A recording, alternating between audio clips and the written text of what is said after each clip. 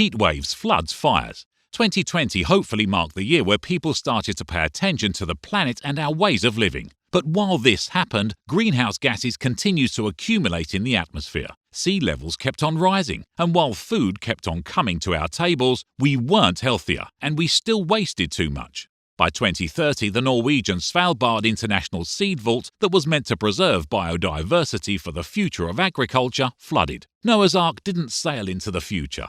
Past species dived to the bottom of the sea, and hope sank with it.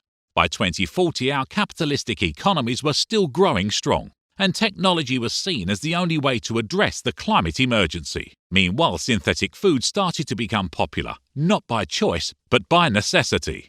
By 2050, while some people were still bathing in the rewards of economic development, the other half started to suffer more and more. The climate refugee crisis was just beginning.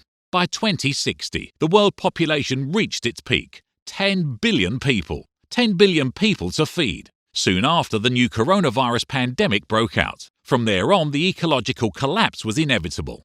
By 2070, people finally decided to act, but it was too late. Over 80% of the lands were no longer farmable. The world's governments decided to urgently initiate a plan for outer space migration. Meanwhile, food shortages needed to be addressed.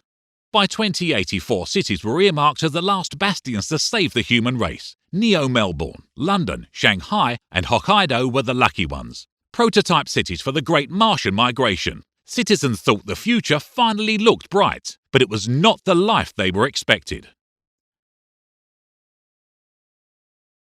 Hello world, and welcome to Green Renaissance. In 2090, Shanghai, the last remaining human settlement in China. Artificial food is grown in magnetically levitating organic structures to avoid contamination from our toxic environment. Like a queen bee feeding royal jelly to its progeny before worker bees are tasked to harvest pollen and nectar for the rest of their lives. The city farm, controlled by an artificial intelligence, nurture the young before they're fit enough to work for the colony.